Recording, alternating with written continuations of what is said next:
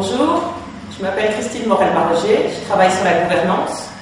Alors la gouvernance, ça a l'air d'avoir rien à voir avec le métier d'objectif cash, le management de transition, la trésorerie, le BFR. Et finalement, ça a beaucoup à voir, parce que ce que David Brault traite, ce sur quoi il est sollicité, ce sont les conséquences fâcheuses de décisions stratégiques. Alors bien sûr, souvent sur ces décisions stratégiques, on invoque la crise économique et financière. Elle a sa part, bien sûr, et c'est notre contexte d'action, mais en même temps, ça ne saurait servir d'excuse. Il faut juste prendre en compte ce contexte d'action. Et puis souvent, on incrimine aussi une mauvaise mise en œuvre des décisions. Là encore, il y a un certain nombre de dirigeants qui ont été débarqués par leur conseil d'administration au motif d'une exécution mal faite. Mais moi, je pense qu'on peut aussi se poser la question de la manière de prendre les décisions. Je pense que c'est aujourd'hui une vraie question. Alors comment on peut se poser cette question-là? Malheureusement, je n'ai pas de recette magique. Beaucoup de consultants aiment proposer des recettes miracles, mais je crois qu'en revanche, dans la vie, finalement, c'est assez rare, la recette magique.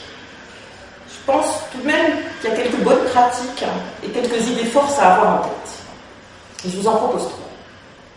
La première, c'est que le temps de l'humain n'est pas le temps de la finance. Le temps de l'humain n'est pas le temps de la finance. Lorsqu'il s'agit d'opérer des ruptures, d'aller chercher la rentabilité ailleurs, ça se prépare. Ça se prépare parce qu'il faut de nouvelles compétences, de nouvelles manières de faire, individuelles et collectives. Et ça ne se fait pas en un jour. Il y a peu de limites à ce que les êtres humains sont capables de faire et d'apprendre. Ça prend juste du temps. Beaucoup plus de temps que de décider d'une nouvelle acquisition, d'un investissement qui va transformer totalement le business ou d'une restructuration.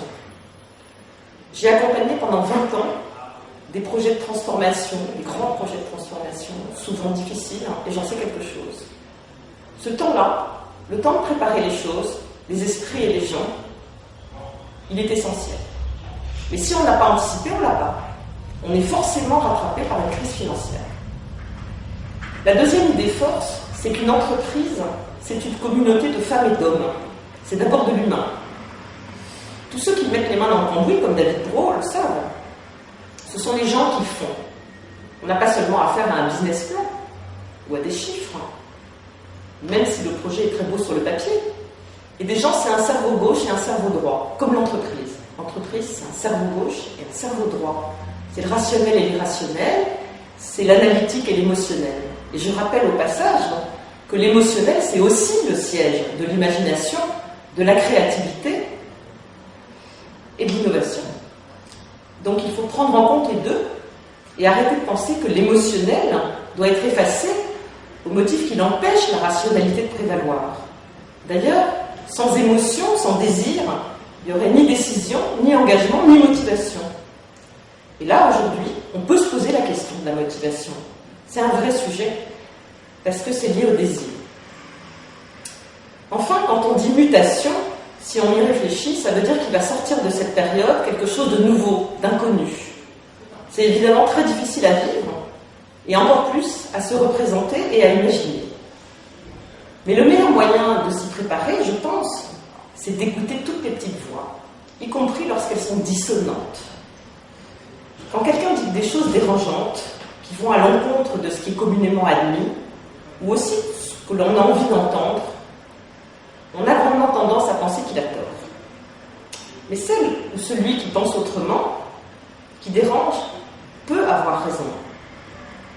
On n'a plus forcément tort d'avoir raison trop tôt. C'est ma troisième idée force. Quand quelqu'un dit quelque chose à contre-pied, il faut systématiquement essayer de comprendre, d'analyser, de regarder si ça n'est pas peut-être quelque chose de différent, quelque chose de nouveau qui se passe et une manière de mettre en évidence un problème susceptible d'advenir. C'est quelqu'un de courageux, celui qui fait entendre sa voix dissonante. C'est aussi pour ça que je travaille sur le courage. Et d'ailleurs, quand David Brault parle de se préparer et d'anticiper pour éviter les crises financières, c'est courageux. C'est courageux parce que son business, c'est de gérer les crises financières.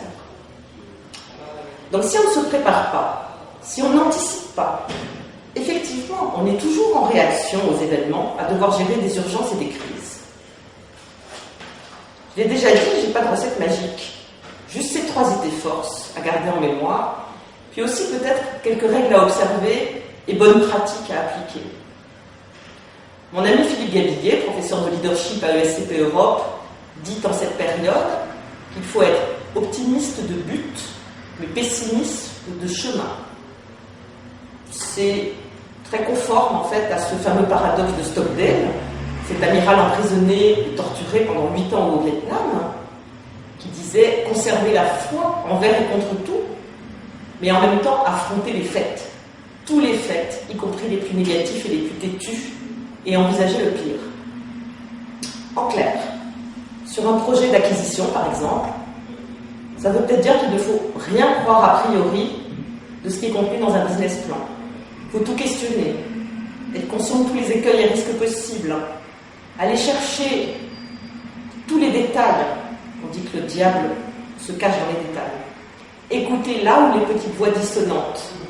Et puis aussi s'abstraire des biais qui peuvent nous induire à un optimisme de mauvais aloi.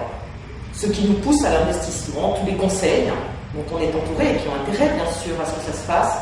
Et puis aussi le regard qu'on a, où on a envie que les choses se passent bien et on a envie de choses positives.